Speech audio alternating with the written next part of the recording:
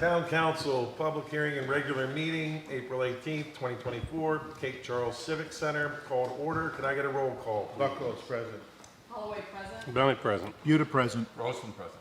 Let it be known we've established a quorum. If we could please rise for a moment of silence and pledge of allegiance.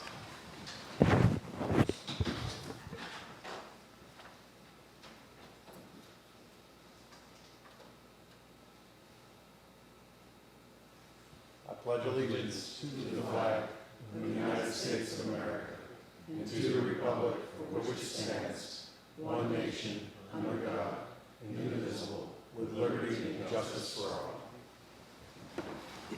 Thank you. All right, public hearing portion, proposed sale of property parcels 83A3-1-643A, 643B, and 642B, library properties. Nobody has signed up to speak, but I did receive 3 comments to read into the record.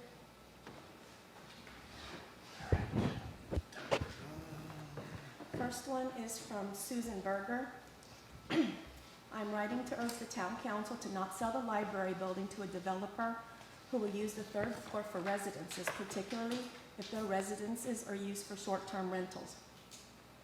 It is important to me because the terms of the sale of the library building to a developer leaves open many potential uses for the space that may not be in the library's best interest. If the sale is imminent, I would encourage the town council to consider including in the sale the condition that the space be limited to one that is owner occupied. I would also ask that the town council to remember the presentation done by the library board chair informing the council of the many uses of the library and the significant increase in patrons to the library over the recent years.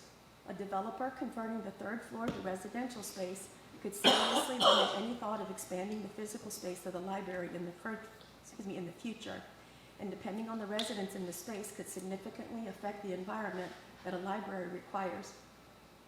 If the council is indeed interested in a sense of community, as is stated in the strategic plan, a community building that thousands of people use each year for many purposes, the council might consider keeping ownership and using the 3rd floor for offices until such time as the library itself could expand to the 3rd floor.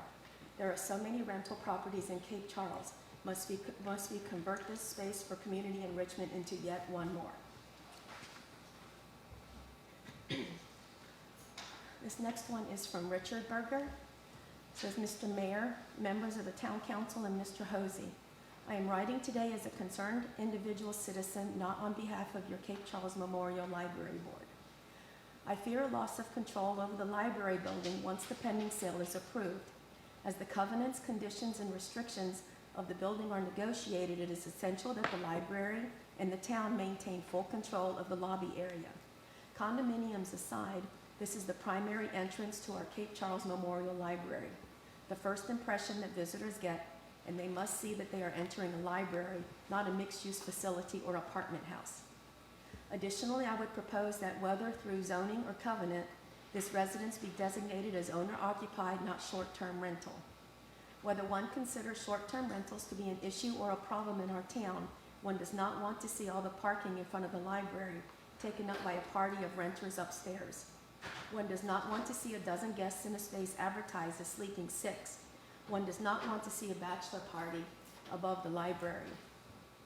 Finally, I would suggest that if the library is to contractually occupy roughly 2/3 of the building, that we have 66% of the voting rights for any condominium decisions. A 50-50 split will not be to our benefit in making major decisions about the building going into the future. Thank you for your consideration. And the third one is from Mike and Terry Strube. It says, Terry and I are strongly opposed to STR presence in our public library, a place where everyone can come and be treated as equals. Thank you. All right, that's all we have there. 2024 proposed budget amendment. Nobody has signed up, and I have not received anything in Mr. Mayor, I make a motion that we close the public hearing. Second. Any discussion? All in favor? Aye. All opposed? Motion carries. Okay, recognition of visitors, presentations. Let's see here. Rotary Club of Cape Charles 100th Anniversary Proclamation. Read it first. Proclamation 20240418A, 100th anniversary of the Rotary Club of Cape Charles, whereas the Rotary Club of Cape Charles duly formed May 15th, 1924 with the principle of service above self, has served the community of Cape Charles for 100 years, and whereas in the 10 decades since then, the club and its Rotarians have been committed to their 5 avenues of service: club, vocational, community, international, and youth.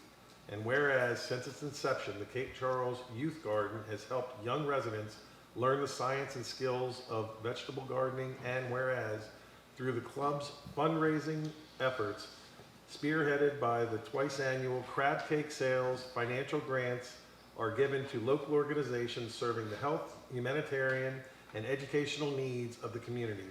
Additionally, contributions to the Rotary International's partnership with the Bill and Melinda Gates Foundation to eradicate polio and have exceeded 30,000 over the life of the club. And whereas the club has fostered the development of interactive Rotary clubs at both Broadwater and Northampton high schools, with both contributing to their academic communities and fund elementary school with special focus on less fortunate students. And whereas the Rotary Club of Cape Charles helped contribute to the town's Imagine of inclusion and diversity through its walking tour of the invisible history of African Americans in Cape Charles project that will help complete the historical account of the town that excluded the African American segment of the population that helped build Cape Charles and contribute to its development and progress. And whereas the town of Cape Charles and our residents are grateful for the Rotary Club of Cape Charles' 100 years of service, and thank the club and its Rotarians, past and present, for their role in building a stronger Cape Charles now, therefore be it proclaimed that the Cape Charles Town Council hereby designates May 15th, 2024 as the Rotary Club of Cape Charles 100th Anniversary Day, adopted by the Town Council of Cape Charles on this 18th day of April, 2024.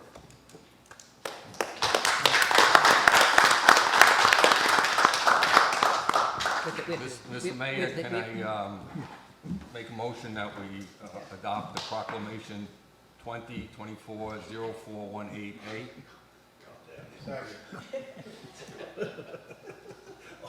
All in favor?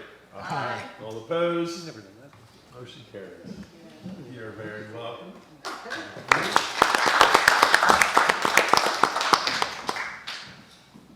All right. Building Safety Month Proclamation. All right. 3 pages. Proclamation 20240418B, Building Safety Month, May 2024. Whereas the town of Cape Charles is committed to recognizing that our growth and strength depends on the safety and essential role of our homes, buildings, and infrastructure play both in everyday life and when disasters strike. And whereas our confidence in the resilience of these buildings that make up our community is achieved through the devotion and diligent guardians, building safety and fire prevention officials, architects, engineers, builders, tradespeople, design professionals, laborers, plumbers, and others in the construction industry who work year-round to ensure the safe construction of our buildings. And whereas the guardians and dedicated members of the International Code Council, a nonprofit that brings together local, state, territorial, tribal, and federal officials who are experts in the built environment to create and implement the highest quality code to protect us in the buildings where we live, learn, work, and play.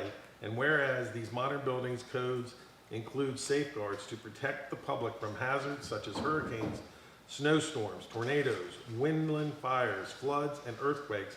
And whereas Building Safety Month is sponsored by the International Code Council to remind the public about the critical role of our community's largely unknown protectors of public safety, our local code officials who assure us of safe, sustainable, and affordable buildings that are essential to our prosperity. And whereas Mission Possible, the theme for Building Safety Month 2024, encourages us all to raise awareness about building safety on a personal, local, and global scale. And whereas each year, in observance of Building Safety Month, people all over the world are asked to consider the commitment to improve building safety, resilience, and economic investment at home and in the community, and to acknowledge the essential service provided to all of us by local and state building departments, fire prevention bureaus, and federal agencies in protecting lives and property now.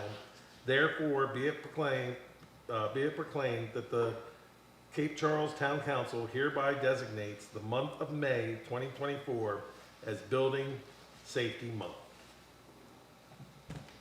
Mr. Mayor, I'd like to propose adoption of Proclamation 2024-0418B. Second. Any discussion? All in favor? All opposed? That motion carries. All right. All right. And National Police Week Proclamation. Town of Cape Charles, Proclamation 2024-0418C to recognize National Peace Officers Memorial Day and National Police Week 2024 to honor the service and sacrifice of those law enforcement officers killed in the line of duty while protecting our communities and safeguarding our democracy. Whereas in 1962, President John F. Kennedy signed a proclamation which designated May 15th as Peace Officers Memorial Day, and the week in which that date falls as Police Week. And whereas May 15th has been designated as National Police Officers Memorial Day, and May 12th through 18th, 2024 as National Police Week. And whereas there are more than 800,000 sworn law enforcement officers serving in communities across the United States, including the dedicated members of the Town of Cape Charles Police Department. And whereas the members of the Cape Charles Police Department play an essential role in safeguarding the rights and freedoms of the citizens of the Town of Cape Charles and provide vital public service. And whereas since the first recorded death in 1786, more than 23,921 law enforcement officers in the United States have made the ultimate sacrifice and have been killed in the line of duty. And whereas each year, hundreds of names of officers killed in the line of duty are engraved on the walls of the National Law Enforcement Officers Memorial in Washington, D.C. And whereas the National Law Enforcement Officers Memorial Fund will host their 36th Candlelight Vigil on May 13th, 2024 at 8 p.m., and the names of the 136 officers lost during 2023 will be read aloud to memorialize them for making the ultimate sacrifice for their communities. Now therefore be it proclaimed that the Cape Charles Town Council formally designates May 15th, 2024 as Peace Officers Memorial Day in honor of all fallen officers and their families, and U.S. flags should be flown at half-staff. And be it further proclaimed that the Cape Charles Town Council formally designates May 12th through 18th, 2024 as Police Week in the Town of Cape Charles, and publicly salutes the service of law enforcement officers in our community and in communities across the nation. Adopted by the Town Council of Cape Charles on this 18th day, April 2024. Mr. Mayor, I'd like to have us make a motion to adopt Proclamation 2024-0418C. Second. Any discussion? All in favor? Aye. All opposed? Motion carries.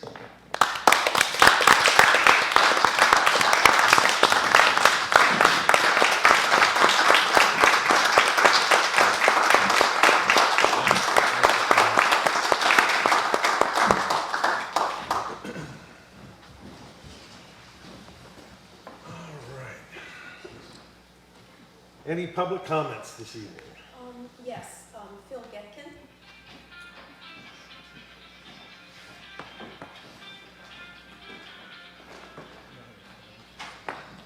I'm Phil Getkin. I live at 602 Jefferson, and I wanted to speak briefly on two items that will be announced at the end of the meeting anyhow, but I just wanted to expand on them. And one of them is the blessing of the worms. You know you're in a small town when one of the big events during the year, public events, is the blessing of the worms. So New Roots is getting ready. Well, we're in the midst of our 14th season, and annually the blessing of the worms kind of kicks off the season for New Roots. So I'd like to invite everyone here, their children, their grandchildren, their friends' children, everybody to the blessing of the worms that'll occur on April the 28th from 3 to 4:30. There'll be free food there, plenty of worms for everybody. It'll be a great time. So I recommend that you go to that. The other thing is on April 27th, the day before that, the Tree Advisory Board and the Eastern Shore Soil and Water Conservation District will be holding its annual Arbor Day celebration on Strawberry Plaza. We won't be giving away any free food, but we will be giving away free plants, trees, shrubs, and some native plants. So that's from 9 o'clock until 12 o'clock on Saturday. So come and get some free plants. And that's it. Thank you. Walter Bronson.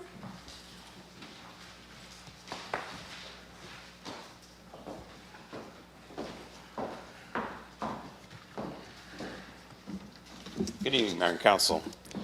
I'd like to speak to you tonight on the notice that was put out, I guess, yesterday on the hearing for the short-term rentals on April 29th. And there's not a lot of people here. Hopefully there's more people at home, and I encourage everyone to come. Part of the notice said there was some public confusion on the matter. I don't think there's any confusion on the part of the public. If there's any confusion, it's on the part of this board. Short-term rentals have been an issue for years within this community. It's been on our list of questions for 2 years, which means it was a problem before that. There's letters and minutes of meetings going far back in years, and yet this board has done nothing to address the impacts on the quality of life that the residents of this town have due to short-term rentals. So I encourage you to come to this hearing. I encourage you to come with open minds. I encourage you to listen to what people have to say and hear how our lives are impacted by short-term rentals and the suggestions that might be made on how those impacts can be minimized.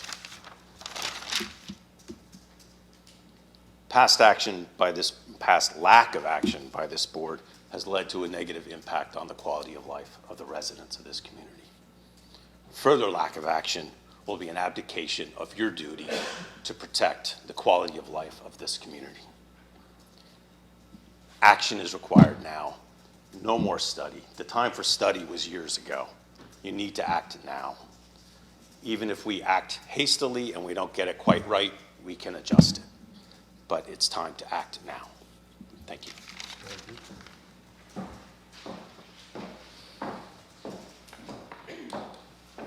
one else has signed up, but I do have several to read into the record. The first one is from Carol and Jim Carnegie. Dear Town Manager, Town Council, and Mayor, we are Jim and Carol Carnegie, permanent voting residents of Cape Charles and live at 513 Madison Avenue. As many permanent residents can attest, Cape Charles' #1 asset is its feel of community. With the growing amount of short-term rentals, the town is changing into a tourist community and not a residential community. We are hopeful and thankful that steps are being taken to improve our community at the strategic planning priority list meeting, but more needs to be done. Many of the short-term rental issues facing our town would be solved quickly if short-term rentals were limited and registered. The owners of the STR are not interested in long-term rentals because they can make more money with an STR than an LTR. They pay their taxes and fees from the income generated from their business. If taxes and fees increase, they can increase their rental fees to make up for the difference. Long-term residents aren't afforded that luxury. To solve the issues of unregulated STRs, another staff member is needed to track the number of STRs, inspect properties, enforce the ordinances, identify any unregistered rentals not inspected and marketed on social media. Some STR owners are finding loopholes and are taking advantage of the town to keep from being monitored. These STR owners may think they are above regulations, but they aren't. It's about time that the town did more. As long as these STR owners think they can do as they please, they will continue. More help is needed to regulate STRs. The lack of representation of the STR ad hoc committee by full-time residents was questioned by speakers and letters at a previous town meeting, but it wasn't addressed completely. Someone that is an STR owner and or business owner and a permanent resident doesn't necessarily represent the perspective of a full-time voting homeowner. So we want to reiterate that adding a representative who is a full-time voting resident needs to be a priority before the next committee meeting in April. We know several residents who would be the voices of the full-time residents and would be willing to join this committee. Another concern is the fact that many of our council members and local government officials have a financial interest in an STR or business that benefits from STRs. They should recuse themselves from voting on the STR issues. This is a conflict of interest. Thank you for your time and energy in making a good town, a great town. This next one is from Sherry and Billy Carver. Back in 1999, I came to the ESVA for the first time to do a bicycle ride. My friend and I camped in Cherrystone Campground because the ride started in Cape Charles. There was a dinner. We ate dinner at the night before the ride. There may have been a couple of storefronts, but what I remember the most is how abandoned the town looked. All these beautiful old homes gone to rot. It broke my heart. Fast forward to 2017 when we saw that the bike ride was still happening in the fall, but started at Sunset Beach Resort and never came into Cape Charles. My friend was with me again, and we came into Cape Charles to see how time had treated the town. What a surprise. Restaurants, shops, houses being restored. Central Park, it was wonderful. My husband and I were retiring at the end of the year and decided our first trip would be to Cape Charles in the spring. We took a camping trip with our daughter and grandchildren for spring break in 2018, brought our bikes, parked and rode up and down the streets looking at all the adorable homes. On the biggest impulse buy of my life, we made an offer on a house on Randolph Avenue that weekend and became part-time residents of Cape Charles. We never had any intention of renting. This was our home. But life gets in the way of plans, and the following year we decided to let family and friends use our house when we weren't there. Even now we do the same. It usually is less than 7 weeks a year. I am proud of our house and do all the yard work for ours as well as 2 neighbors. We know all the business owners in town, some who have become good friends. We love our second home in the whole Eastern Shore Peninsula. We also make friends from the people who rent our neighbor's house, with the people who rent our neighbor's house during the summer months. When I look back at the Cape Charles of 1999 and the Cape Charles we have come to know and love since 2018, we can only appreciate what the tourist industry has done for the town. STRs are not the root of all evil. They have been a root cause of a town's revitalization. We have rejoiced in the success of restaurants and shops and look forward to new openings and new friends we meet who stay in the STRs around us. Change is never easy, and we realize not everyone feels as we do. We understand the desire to keep our small town charm, and we support that wholeheartedly. But if Cape Charles wishes to thrive and share its treasures, it has to accept itself for what it is, a lovely place to live and a lovely place to visit.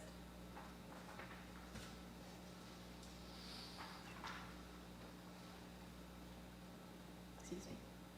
This next one is from Christina Goodpastor. I am writing to express my concern with all the commotion going on with signs and residents supporting short-term rental restrictions. As many may or may not be aware of, there are several cities and towns similar to Cape Charles that have tried restrictions and rental caps and has negatively impacted the economy of these towns, Folly Beach and Isle of Palms to name 2. Some important statistics the group should be aware of. Folly Beach implemented a short-term rental restriction last February and has seen a 25% drop in property values, according to MLS, in the first 6 months since the law's passage. Real Estate Weekly reported that short-term rental restrictions have caused a notable drop in tourism. This decline in tourism results in reduced revenues, affecting the range of services that local municipalities can provide. When local governments, in this case Isle of Palms, face substantial reductions in tax revenue due to policies like short-term rental restrictions, they often seek to compensate by raising other taxes such as sales and property taxes for their residents. Are full-time residents willing to increase their tax rate to compensate for this? In addition to property values and tax revenues, a rental cap and other restrictions discourages investment in new businesses, or even current. Who would want to invest in a place that can't grow at all? Forget new businesses because there's nothing in it for them. How could current businesses stay afloat with rising costs if they have no potential to grow? People already complain about prices. Can you imagine then? Yes, can parking get annoying on 4th of July? It's a great town that is filled with tons of owners. We all want to be here to enjoy. Just like any other city where there is street parking, it's not the most convenient, but you deal with it to be in a city or town. The town has done a great job keeping the charm and vibe of Cape Charles. I have no doubt this will continue. We as residents need to adapt and work together, not discouraging people from visiting their very town we all love. That does good for no one here.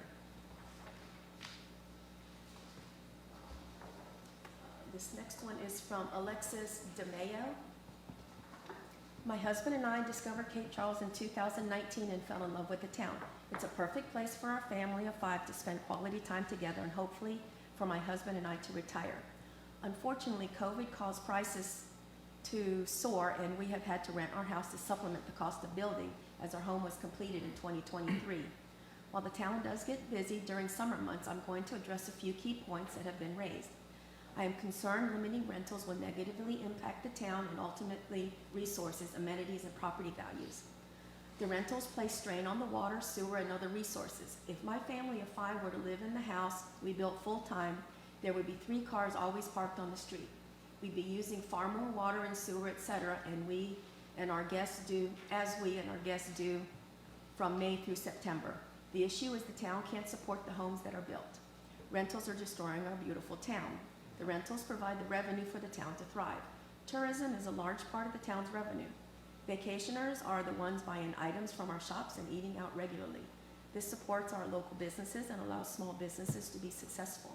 The town has done a wonderful job for preserving the architecture and small town feel by supporting small businesses rather than chains. Most guests I've had look for a week at the beach with their family. I do not see the partying destruction you'd see in Virginia Beach, Myrtle Beach, etc. I think the town catering to families and stores and restaurants closing early contributes. Capping rentals or eliminating them will negatively impact our local businesses and job market for the Eastern Shore. Frankly, I'm concerned the negative attitudes of a few residents have caused friction in our community. The survey that was sent out with our property tax bill did not show a clear desire for cap on rentals, even amongst full-time residents. This further supports there may be a loud cry from a few people who don't represent the majority. The limit STR signs are unneighborly and send a message to visitors we don't want you here.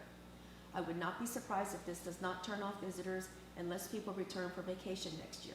While this is likely the goal of those posting the signs, it will impact our local businesses negatively and the town will not be able to afford the maintenance and beautification like it has prior years.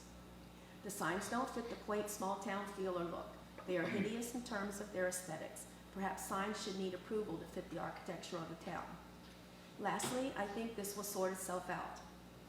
The rental market already seems saturated. Supply and demand will eventually cause a limit in STRs. The same will happen with new businesses starting up and being successful.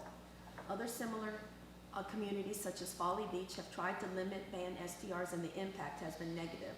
I think we need to focus on trying to maintain the small town feel without suffocating growth. We need some level of growth year after year for the town to remain a place people want to live, retire, or vacation. Thank you for your time. What was her address? 622 Jefferson Avenue. Thank you. Right to the wire, Huh? right at 3. This next one is from Rafael Allen. Dear Mayor and Council members, I hope this letter finds you well.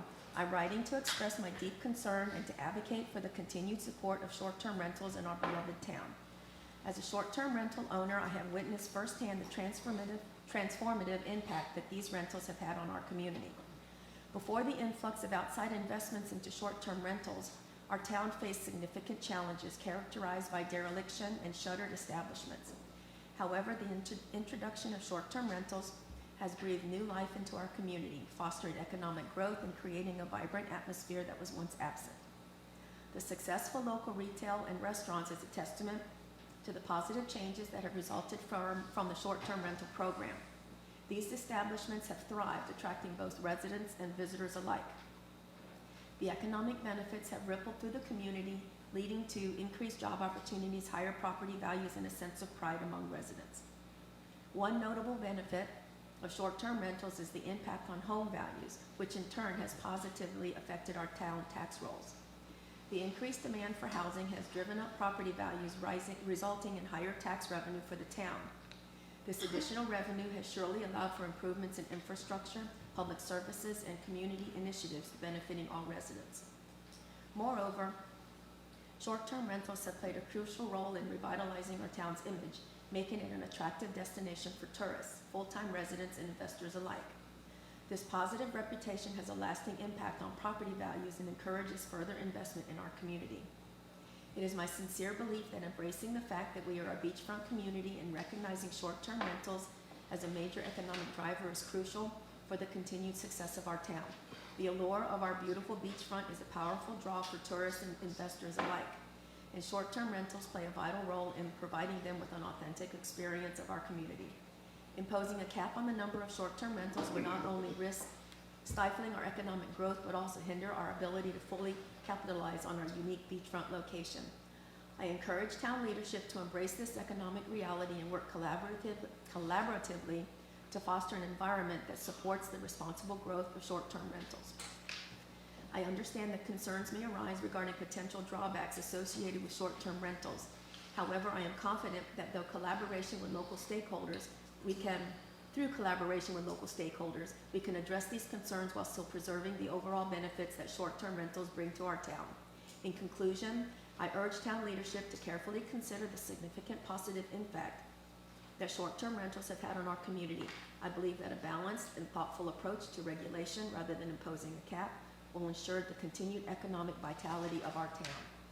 Thank you for your time and consideration. I'm hopeful that together we can find solutions that benefit both our community and its residents.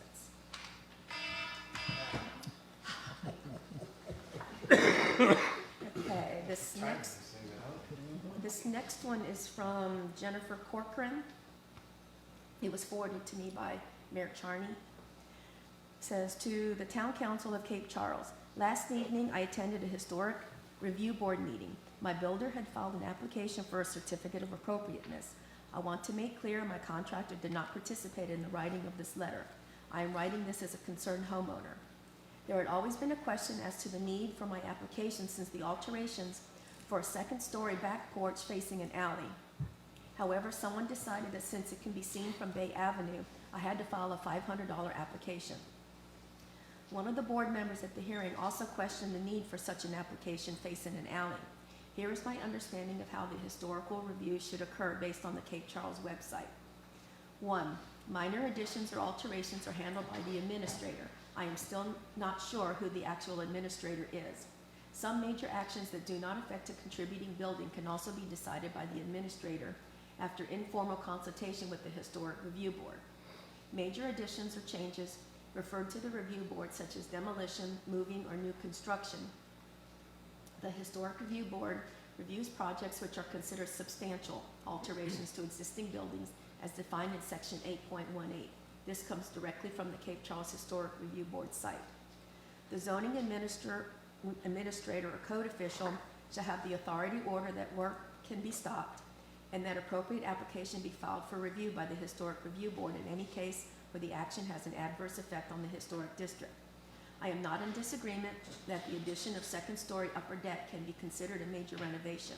It certainly is to my budget. 3 weeks prior to the meeting, we went to what I think might be the administrator and requested that we could possibly make an addendum to be able to use the same scallop siding on the porch addition to be used on one small front dormer and a 7-foot section of the front porch. This would tie in the new back upper deck to the front of the house. We were told this needed to be filed under a separate application with an additional $500. Correct me if I'm wrong. According to the Cape Charles site, this is a renovation feature that could have possibly been discussed with the board prior to the meeting. I sat and watched several applications prior to mine. I was properly educated on how controlling the Historic Review Board is. I observed people bowing their hands in prayer and thankfulness that after being scrutinized by the board. I saw detailed questions over backyard sheds and the types of windows they could have. The board questioned backyard windows that were not even on the application in question. These applicants are making major and minor improvements to houses that had previously been derelict or in poor repair, such as mine. The Historic Review Board should not be held to reviewing every single aspect of a homeowner's property. I refer to the points above as listed on the website. The Historic Review Board should be grateful to homeowners willing to sacrifice time and money to make reasonable. Okay. Alrighty. We all did get that letter. So, Yeah, Okay. she just didn't forward it to me. Okay, this next one is from Julie Jones. Good evening, Mr. Mayor, Town Council, and Town Manager Hosey. My name is Julie Jones. My husband Sam and I live at 538 Monroe Avenue in the Historic District of Cape Charles. I recently became aware that an issue of short-term rentals known as homestays then was discussed by Town Council in August 2019. Given the current interest and discussion of regulating short-term rentals in Cape Charles, I thought it was interesting to revisit how the issue was discussed 4.5 years ago. I could not find where these issues were ever finalized into ordinances, although there had been a request by Councilwoman Holloway that this happened by January 1, 2020. In order to fit into the allotted 3 minutes, I have edited this account, although I am attaching the entire section to this email in reference. And she included the minutes from the August 15th, 2019 regular meeting. It says, Sam and I are truly appreciative of your love and concern for this little treasure of a town that we call home, as evidenced by your tireless service on behalf of all the citizens of Cape Charles. I'll include the excerpt that she had from the minutes into the minutes from tonight. Last one, from Carol Sabo. It says, thanks for considering the attached letter. I am a full-time resident of the Historic District and a business property owner in Cape Charles. Having owned a house here for over 20 years, it is nice to see the revitalization of the town. In my opinion, it is the visitors in the STRs that allow us to have successful businesses in town. As a town resident, I have a few permanent neighbors, but many houses around me are rentals. I am not disturbed by this at all. Out of season allows us to have a little more room in town to breathe. The off season is wonderfully quiet and peaceful. In season, we are busy and the visitors are just that. The aggravating ones will soon leave and the others seem to be so happy just to be here. Who are we to not share this wonderful place? Many folks can't afford to live here full time and just want a taste of the life we get to enjoy all year. It's a fairly long letter, and I'll include the letter in its entirety in the minutes.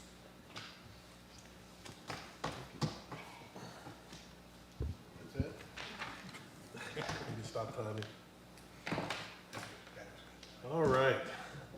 Consent agenda, approval of agenda format, approval of minutes, and approval of February 29th, 2024 financial report. So moved.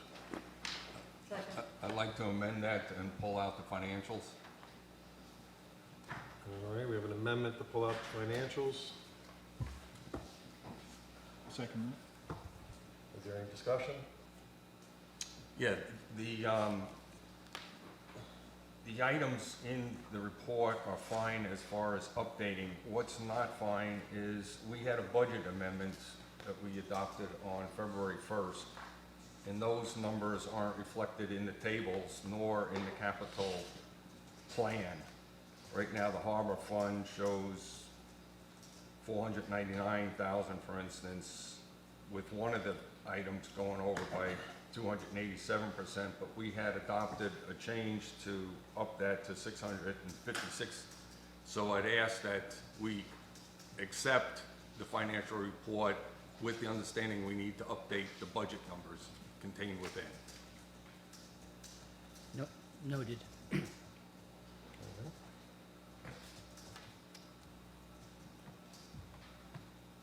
Any other discussion? Everybody in favor of the financial report with those changes? Aye. Aye. Any opposed? All right, that amendment carries. And now back to the original motion for Consent agenda. Consent agenda. Oh, I already did, I'm sorry. All in favor? Aye. All opposed? The motion to begin. All right. No unfinished business. New business, Virginia America 250 resolution. So, Mr. Mayor, this is an effort to celebrate the 250th anniversary of our country, and Virginia is putting together a commission to do that. And Main Street's actually taken the lead on this, and Karen Zamorsky is heading that up. She's already done a lot of legwork and already put together a bunch of the subcommittees that are required. We are hoping to have tall ships here that summer. So it's a lot of work, still a little bit of ways here. It's not until 26, but they're requesting this resolution of support so that we can access some of the grants and other things. So I recommend approval of the resolution, and I'd like to thank Main Street for taking this on. We're here motion. I'll make a motion to accept resolution, to adopt resolution 2024-0418A.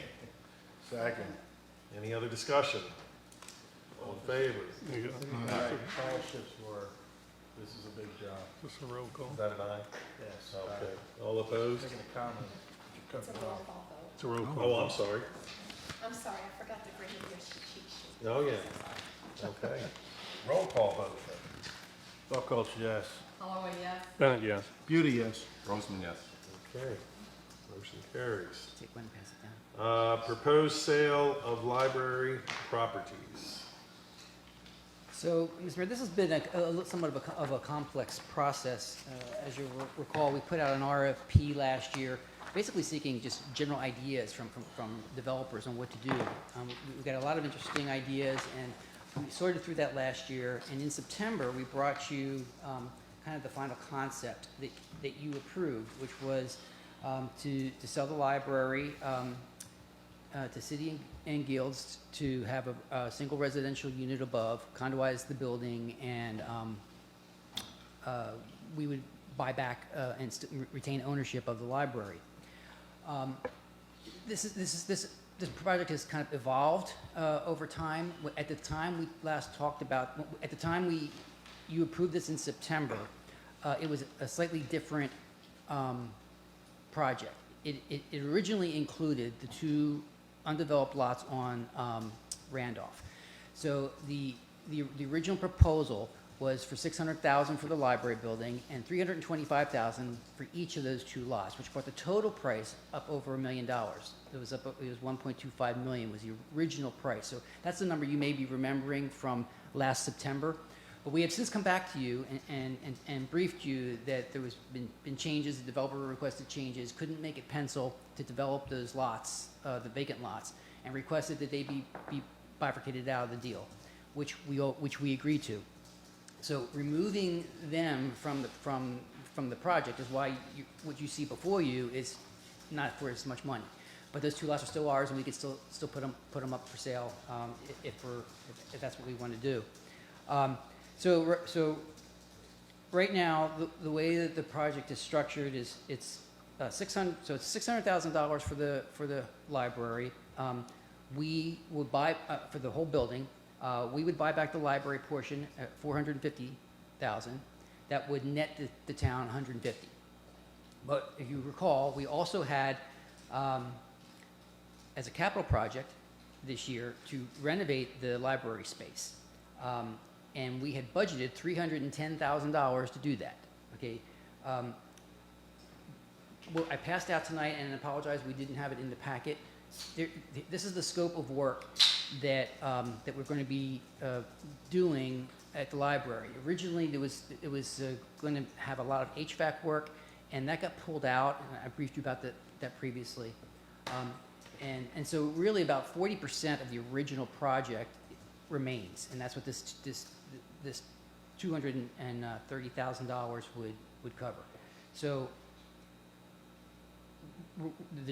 we're partnering with the developer as he's going in there and mobilizing for his part of the building. He's going to do our part of the building at the same time.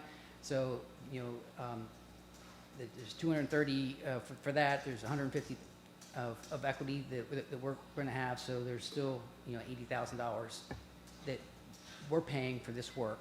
So we're paying for $80,000 for something we originally budgeted $310,000 for.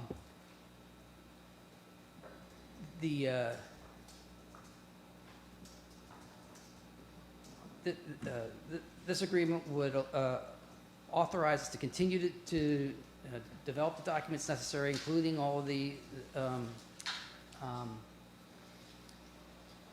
condo documents, but according to the terms that are listed. So the term sheets are in here that I would be bound by. We have a developer and owner here, and is there anything you would like to add, David? I can answer any questions about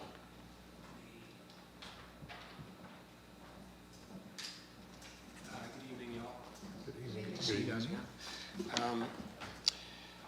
Did not think that the hotel owner was going to be dragged into the STR debate, but, unfortunately, an email went out yesterday, sort of anonymously, to a large group of people that was, filled with unfortunately, in the public square these days, everything's filled with vitriol and inaccuracies. And this was filled with a lot of inaccuracies. The arrangement that Mr. Hosey and Mr. Panic and I have worked really quite diligently on now for many months. It's a very complicated deal, and it requires a lot of flexibility, and it requires a lot of expertise. And I read this email, and I came prepared really to present to town council what I think are really the options that would flow from this transaction, or not. If the council were to decide that it's not in the best interest of the town to move forward, and I feel like I need to to articulate those as objectively as I can. So putting on my sort of consultant hat as somebody who's done a tremendous amount of historic adaptive reuse work and is a developer. You have the status quo, which is the current building in its current state. You're all familiar with the building.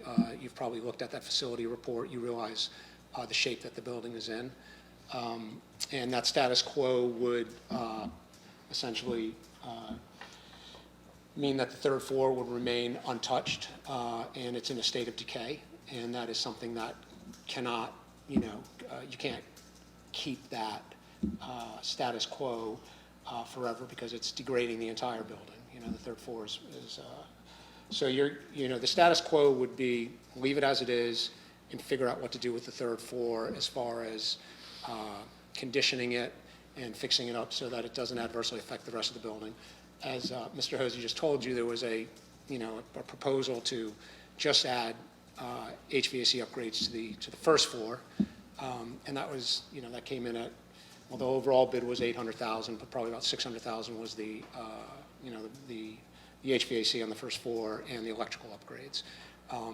And you'd have to do something similar on the third floor in order to stabilize the building, and that ultimately, if you wanted to maintain the status quo, you're going to have to stabilize the third floor. And that leads to the second, which is inevitably you would have to get into okay, we're going to retain it and we're going to renovate it. And what's it going to cost to renovate that? And in order to renovate that building, the reason that we're doing a condo on this is because, code would require, if you were to renovate the entire building, you'd have to bring the entire building up to, 2021 IBC, International Building Code, the entire building. By doing the condo, we don't have to touch the grandfathered portions of the first floor, so we don't have to sprinkle the building. We don't have to put an elevator in. We don't have to make the building, and this is a very big one, compliant with sustainable building practices. So if you wanted to make that building sustainable, or if you wanted to meet 2021 IBC code, you would have to replace all the windows. You would have to insulate the entire building. You would have to redo the HVAC. that would require an entire new electrical service. I mean, I'm not exaggerating to say that's probably, I mean, conservatively, a $3 million renovation for the entire building. Now, if the town wants to retain it and renovate it, then what you're talking about is what's the return on investment on that? So what are you going to do? You're going to either, at some future point, expand the library into the third floor with an elevator, or, as this letter suggests, you would retain it and rent it out. And, you know, the best I can figure, 7 offices up there, maybe $500 or so, new bathrooms up there, ADA bathrooms downstairs. You know, the return on investment on that is, it would take decades, basically, to return the investment. And you know, the question is, does the town want to get into the landlord business, renting out micro offices? So those are kind of I see as the options. The third option is what we've come to, and you know, that is to condo the third floor. And one of the strengths of my proposal, I know from speaking with Mr. Hosey and Mr. Panic, was I said, hey, you know, I had a house in this town for 15 years.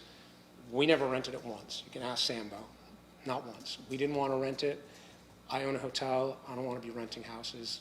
Short-term rental is not the reason I did this. Are there developers out there that would want to do that? Yeah, of course. And they'd want to turn that third floor into 2 or 3 condos. That's the way to make money on that.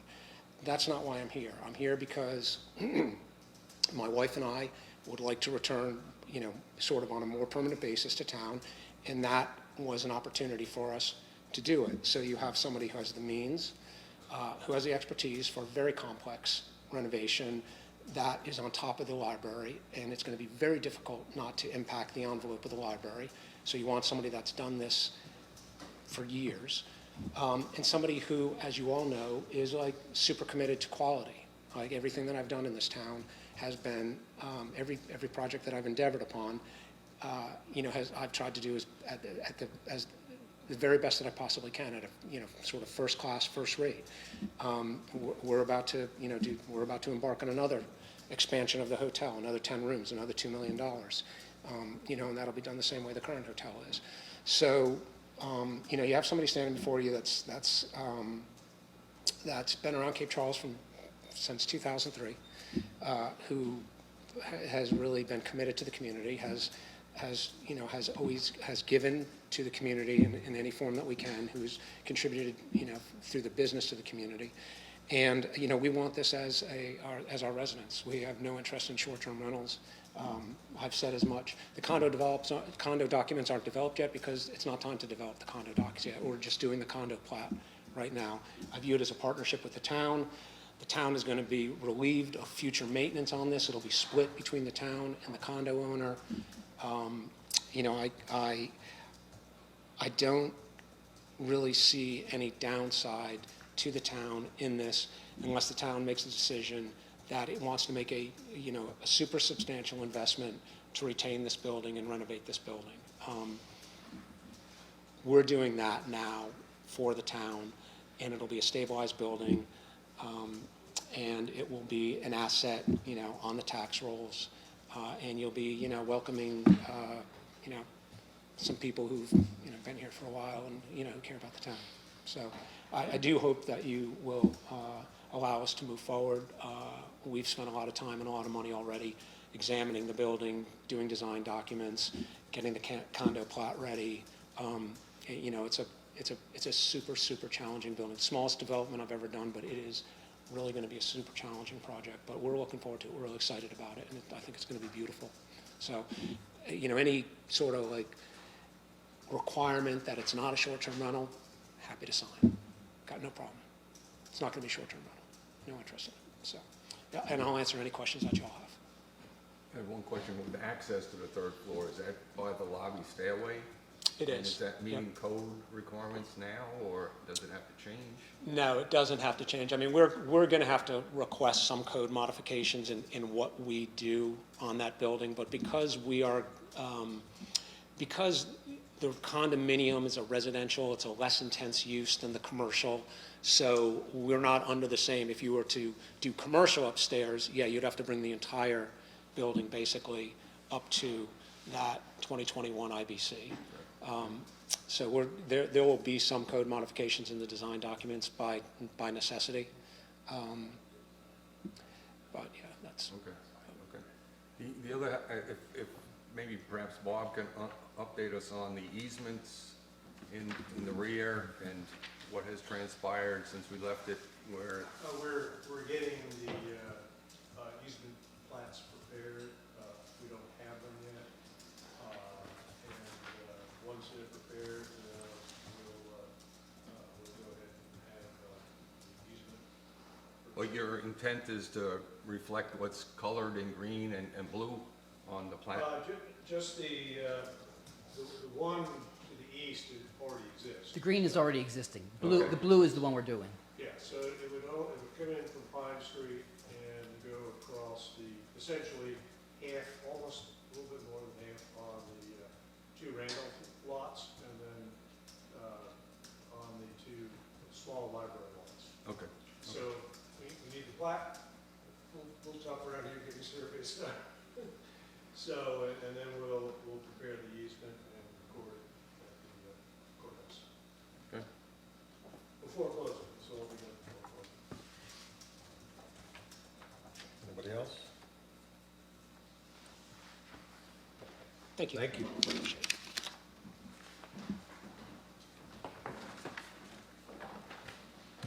Is there a motion? Yeah, I'll make a motion that we adopt ordinance 2024-0418. Second. Second. Any other discussion? Oh, go ahead. No, I think that we've had a lot of, even though Mr. Gamino has said he has no intention of using it short-term, that is a concern of a large number of our citizens. Can we put that in as a piece, since you've already accepted that, that it would not be used for short-term rental?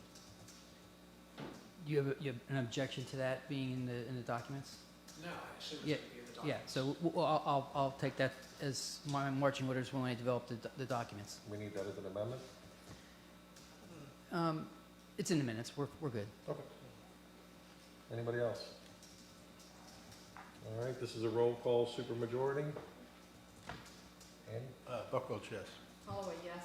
Bennett, yes. Beauty, yes. Grossman, yes. All right, let it be known that the motion has carried. All right. 2024 budget amendment, net payoff. So exciting news, 4 years of a lot of work, it's coming to a close. We did, last Friday, we did receive our State Corporation Commission approval of the stipulation agreement, so we are clear to move forward to closing. We are targeting the 24th, next Wednesday, for closing. Still a couple of things we're trying to iron out, but that's our targeted date. One of the, I hired a bond counsel to look at all of our debt. We have 4 issues out there right now. One of them is tied entirely to the wastewater treatment plant that when we used for construction. It's with the Virginia Resource Authority. It was a no-interest loan, but that is, there's a requirement in those documents that be paid off at closing. Bond counsel advises on the other 3 issues that over the years our debt has kind of been refinanced, and there's commingled parts in all 3 of them. So there's some utilities infrastructure in there, some harbor in there, some general fund stuff in there. It's kind of commingled in the other 3. We are not required to pay off the non-utility portions of those other debt instruments. However, it would be extraordinarily cumbersome and expensive and time-consuming to do so. So my recommendation and my request is that we pay off all of our bonded indebtedness. Now, I spoke clumsily before when I said I wanted to pay off all our debt. The debt that we have right now with the USDA on the grant loan for vehicles, that we will keep, okay? So the small amount of debt, because that's an ongoing program that we get grants for, and if we paid some of that off, we may have returned the grant money. So when I say we're paying off all our debt, I'm referring to paying off all of our bonded debt, okay, which is obviously the majority of it.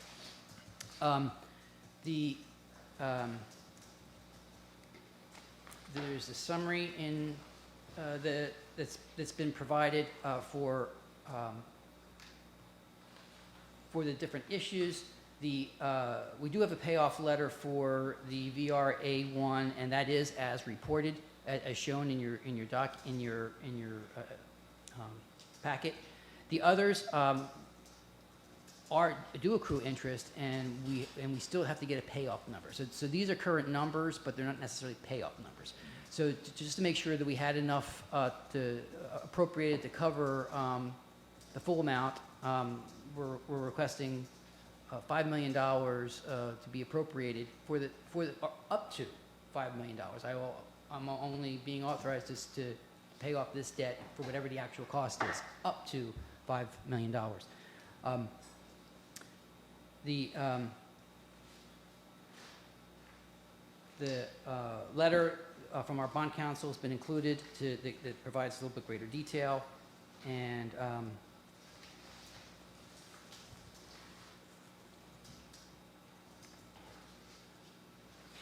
the budget and then the budget summary is in there as well. So I would recommend approval of this budget amendment and answer any questions. I have questions. The way the budget is structured now, there's a flow through from revenues to perhaps yourselves, your expenses, and then from your expenses over to the harbor or debt reduction. It's a convoluted flow path. My question is, we have a lot of principal and interest reflected right now in the budget. Do these numbers supersede all those particular ones relative to the bonds? Yes. Yeah. Yes. And we'll try and clean this up when I bring you next year's budget and show you where the flow was. The individual funds impacted are shown here. So we would be appropriating the money. Let me put it this way. The proceeds from the sale actually go to the utility fund, not the general fund. That's something that our auditors told us. So we'll be appropriating the money out of the utility fund. Now you're going backwards. Yeah. So that's. I'll expand my chart, but Yeah. I can understand. So just for instance, the harbor fund right now shows we would have paid off $104,000 for principal and interest. And the number reflected there, the 507, takes care of that. Correct. We haven't paid off the 104 and then, Correct. okay, that's what all right. Anybody else? So I'll make a motion that we adopt the fiscal year 2024 budget amendment in the amount of $5 million as explained in our staff report. Second. Up to $5 million. Up to. Any other discussion? This is a roll call vote as well? Correct? It probably would be best. Okay. Doesn't have to be. Buckles, yes. Holloway, yes. Bennett, yes. Beauty, yes. Grossman, yes? All right, that remains unanimous, the motion carries. Next, we have Cape Charles Day Resolution. So, this is a topic that comes up every year. As you know, our former Mayor Dice requested the council approve a resolution establishing Cape Charles Day, the first Saturday of March, in honor of our founding on March 1st, which essentially makes it our birthday celebration. We have combined over the years. It has become an event that we use it to clean up the town in the morning, and then we have a picnic in the park, and it's an opportunity for council and staff to meet with residents informally.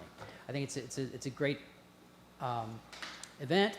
However, early March is not always the best weather. It's almost always cool or windy or wet that time of year. So every year we have this discussion, well, why don't we do this later? And the reason's been, well, it's because it was designed to be in recognition of our birthday, which is in March 1st.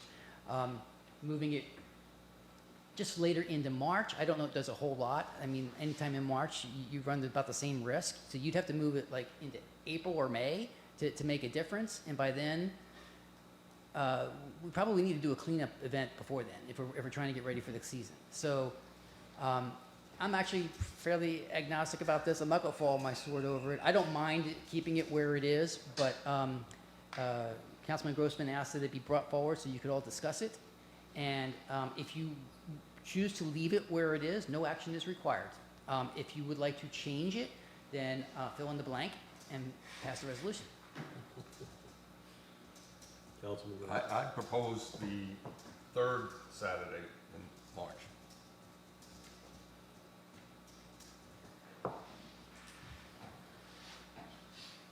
Is there any objection? Is there a second? Or any other dates? that There's you'd got like- to be a second first. Was it actually a motion? I'll make it as a motion. Okay, thank you. Second. All right. Any other discussion? I think All it's, in I mean, favor? I think it's smart not getting into April because you don't know when Easter. Right. And third, you can fall to the fourth or whatever. Yeah. All right, so all in favor of moving it to the third Saturday of March? Aye. All opposed? All right, fill in the blank, please. So do we need to do a, Now you need to so that was an amendment to fill in the blank. Now you need to make a motion to pass the resolution. All right, do we have a motion? So make a motion to approve resolution 202404118B. Is there a second? Second. Any other discussion? All in favor? Aye. Oh, I'm sorry. Wow, here we go, let's start down here. Councilman Grossman. Grossman, yes. Beauty, yes. Bennett, yes. Holloway, yes. Buckles, yes. All right, it's unanimous, that motion carries. And here we are to the town manager comments, please. Okay. So I wanted to let you know that, when we do upgrades to the park, I give a lot of deference to CCP. They've spent a lot of time and money putting efforts to the park, and so we give them a lot of deference. I do the same thing with Main Street when it comes to Mason Avenue. And the design committee for Main Street is worked on getting some shade for Strawberry Street Plaza. And that, they took it to the Historic District Review Board and it was approved. So I just want to make sure you were aware of it, okay? So it's kind of a hard drawing here, but there's the four planting areas with the four trees. We're talking about 10 by 10 shade around each one that it's permanently fixed into the ground with a concrete foundation. It's a kind of a cantilever canopy. It's not an umbrella.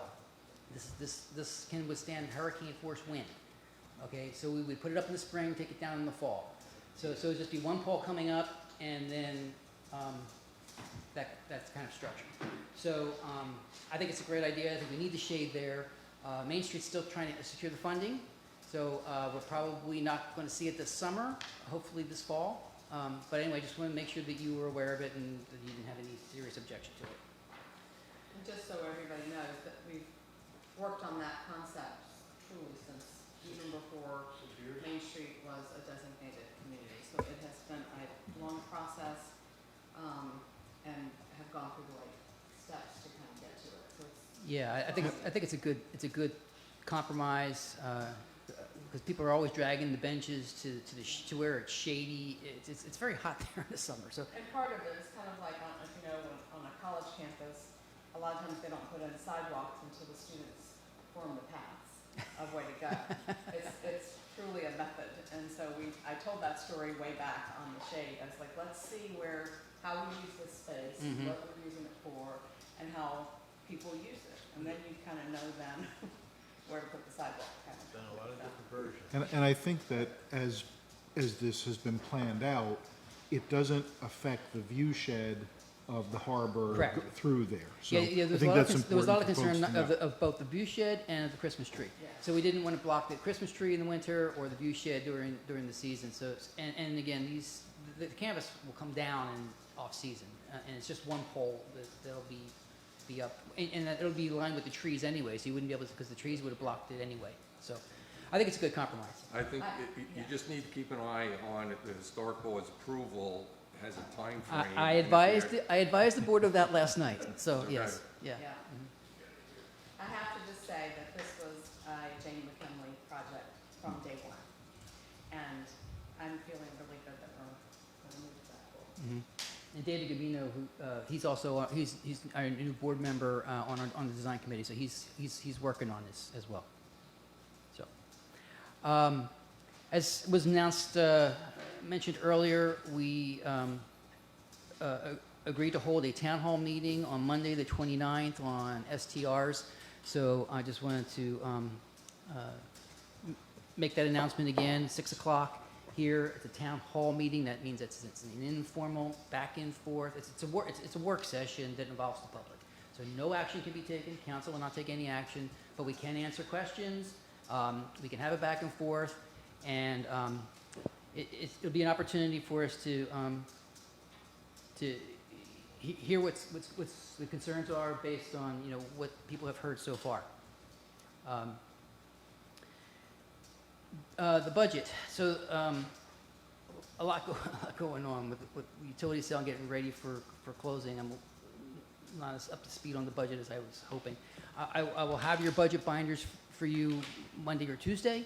So I'll guarantee you'll have at least one full week with them before we meet on May 2nd. May 2nd is our budget work session night. And I had originally requested the following Thursday, the 9th, as a backup. If we didn't get everything done, you know, we needed a second night. I wasn't paying attention to my own calendar. I will not be here on the 9th. So I wanted to ask you while you were here to look at your calendars. What it would be a good alternate day if we needed a second day, to do it. Even I don't know if In May. yes, early. So yeah, that's where I'm going to. I'm going to a graduation. So I'm out from the 8th to the 13th. So 6th, 7th, 14th, 15th, 16th. You know, somewhere. You know, whatever. The 16th is already the regular meeting. The 16th is the regular meeting, but you know, actually, We could just finish it then if we need. we could do we could have the regular meeting and then recess to work session. Yeah. Would that work for everybody if we need it? Let's start early. Yeah, maybe we'll break our record at 11 o'clock. Okay, we'll do that. So we'll see how it goes on the 2nd, and if need be, we'll add a work session to the 16th. Get here 5. That work? I'm sorry? Said unless everybody get here 5, we'll do it before the meeting. No. Okay. Okay. Take longer than an hour. We can try to break our record at 11. Just trying. Staff changes this month. Betsy Doherty from the library has moved on. So we thank her for all of her hard work. And Maureen, Medits, what's your, how do you pronounce your name? Medits. Who has been working part-time at the library and part-time for Katie in planning, will be going full-time in the library now. So we're working with Katie to get her positions advertised, and so we'll be getting that going, and Maureen will be going full-time to the library. And that's all I have. Paul, what are you doing? No. I'll work part-time in the library. They're Try full. Katie. Council members, any comments? Big weekend coming up. Got the color run and Blessing the Worms. Blessing of the Oh, Fleet. sorry, I was going to mention Blessing of the Fleet too, I'm sorry.